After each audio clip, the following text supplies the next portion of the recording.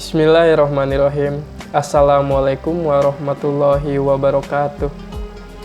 Asyhadu an la ilaha illallah wahdahu la syarikalah wa asyhadu anna Muhammadan abduhu wa rasuluh. Amma ba'du. Fauzubillahi minasyaitonirrajim. Bismillahirrahmanirrahim. Pertama-tama yang saya hormati Kait Majelis Gondrong serta pengurus dan jajarannya. Yang saya hormati rekan-rekan Hudam sekalian. Pada kesempatan hari ini kita akan melaksanakan Hudam Connect at Home dengan tema Pidato Luddiana.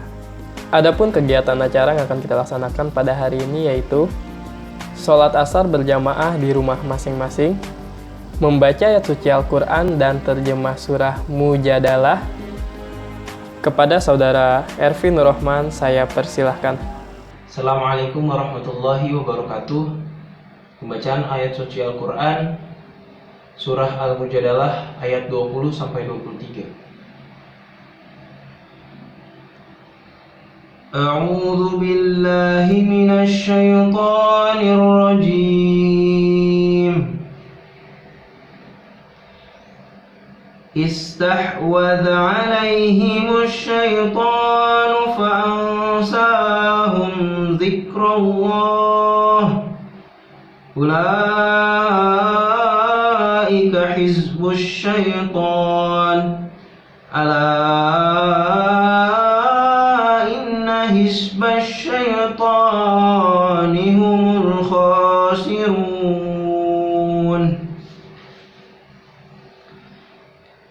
Innal ladzina yuhadduna Allah wa rasulahu ulaika fil adallin. Kataballahu la'aghlibanna ana wa rusuli. Innallaha qawiyyun aziz. La tajidu qauman yu'minuna billahi wal yawmil akhir yuwadduna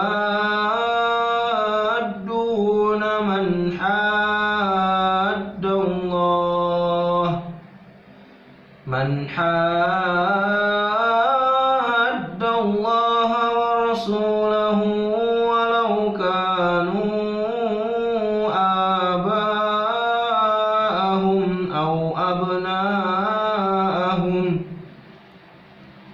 aw abna'ahum aw ikhwanahum aw ashiratahum. Ulaika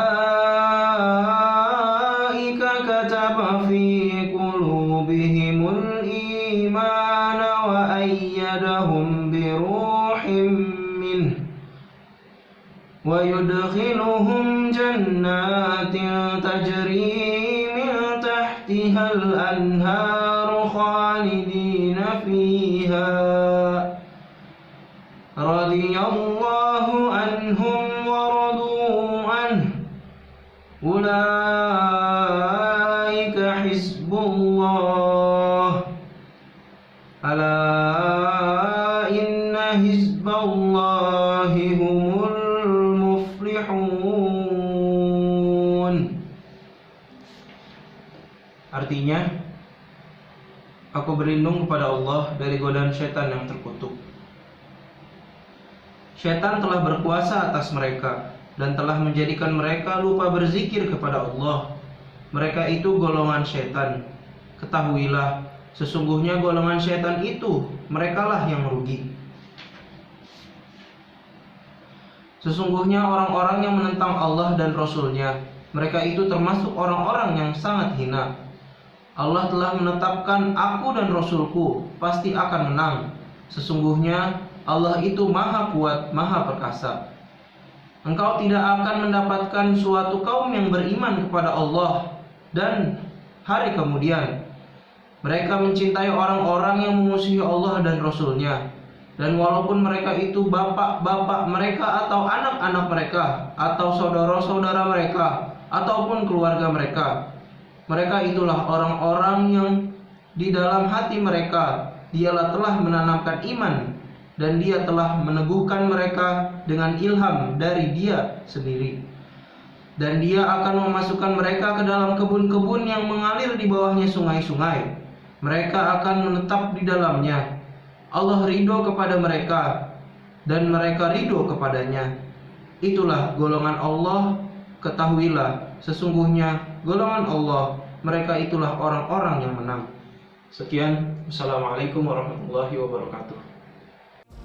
Pembacaan janji hudam yang akan dipimpin oleh Kait Majelis Gondrong. Kepada Saudara Agni Sahjenar, saya persilahkan. Assalamualaikum warahmatullahi wabarakatuh. Ashadu alla ilaha illallahu wahdahu la syarika lahu wa ashadu anna Muhammadan abduhu wa rasuluh. Ashadu alla ilaha illallahu wahdahu la syarika lahu wa ashadu anna Muhammadan abduhu wa rasuluh. Ashadu alla ilaha illallahu wahdahu la syarika lahu wa ashadu anna Muhammadan abduhu wa rasuluh. Aku berjanji setiap saat bersedia mengorbankan jiwa raga, harta, waktu, dan kehormatanku untuk kepentingan agama, nusa, dan bangsa.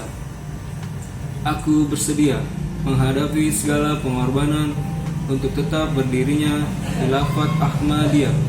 Aku akan taat kepada segala keputusan yang ma'ruf dari Hazrat Khalifah, insyaallah.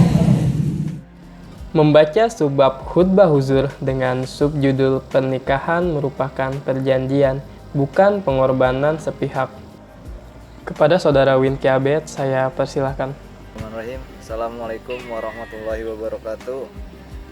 Saya akan membacakan khutbah Jumat Khalifatul Masih yang kelima, yaitu tentang pernikahan merupakan perjanjian, bukan pengorbanan sepihak. Sejumlah orang pada saat mencari jodoh, sedemikian rupa mereka melihat dengan cermat kepada anak-anak perempuan sebagaimana layaknya mereka melakukan pemeriksaan untuk membeli kambing kurban. Perkawinan adalah merupakan sebuah perjanjian, bukan merupakan pengorbanan sepihak. Bahkan pernikahan merupakan sebuah nama pengorbanan satu dengan yang lainnya dari kedua belah pihak. Ini merupakan pertalian seperti itu.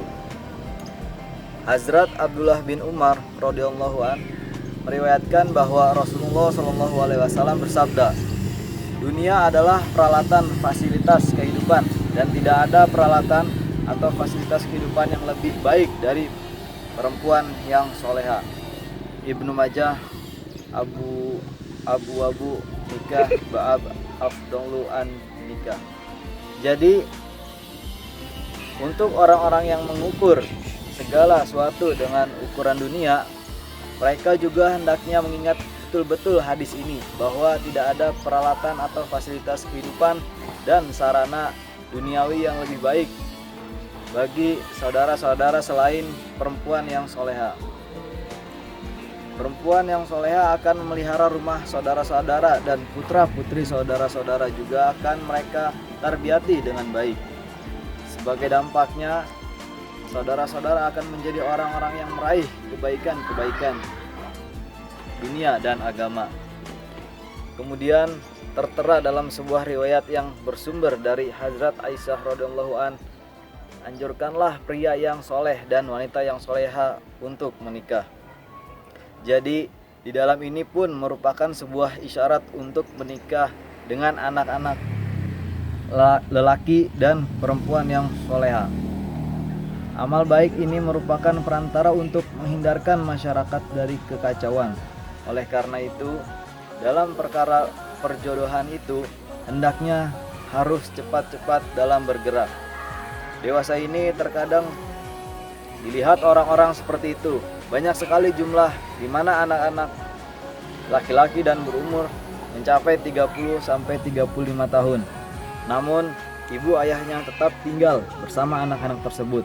Sampai kini tidak menganjurkan kepada mereka untuk menikah dan tidak memberikan perhatian untuk mendorong mereka menikah.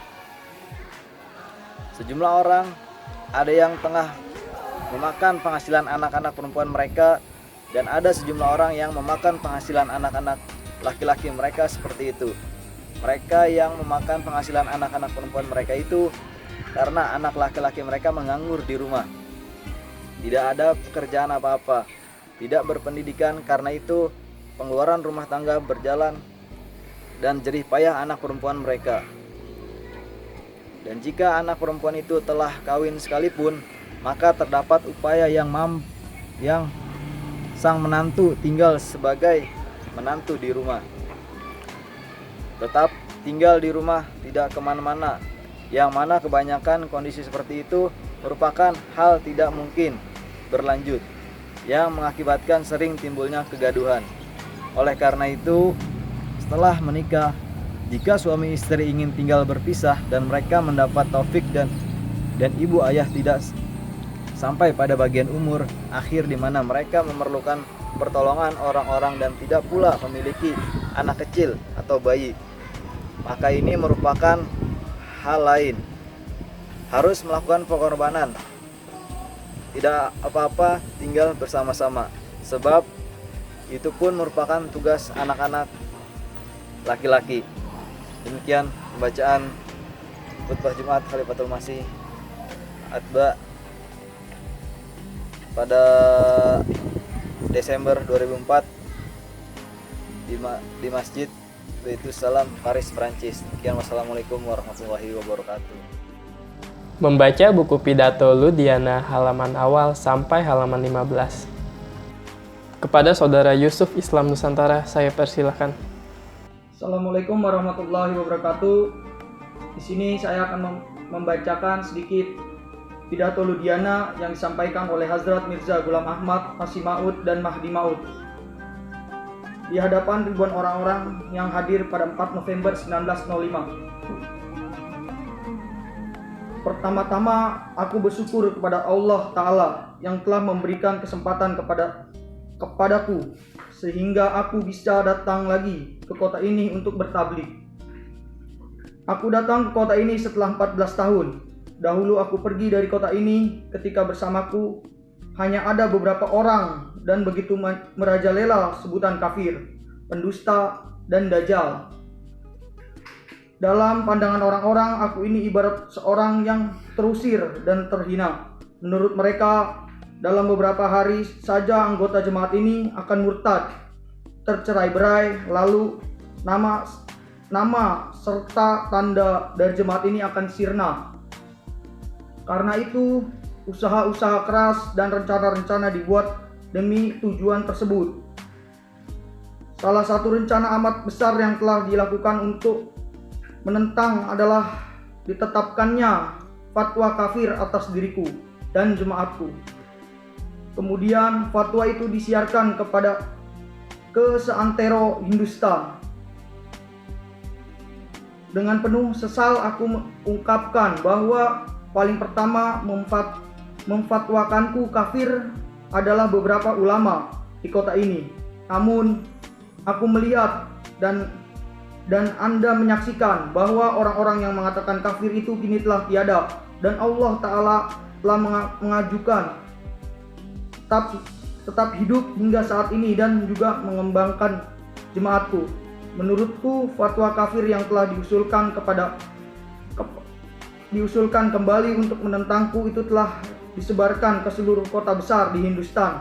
Hampir 200 kesaksian dan cap dari para ulama serta syekh-syekh, ulama-ulama dibubuhkan di atasnya, dan di dalamnya ditemukan orang ini tidak beriman, kafir, dajjal, pendusta, kafir, bahkan yang paling kafir.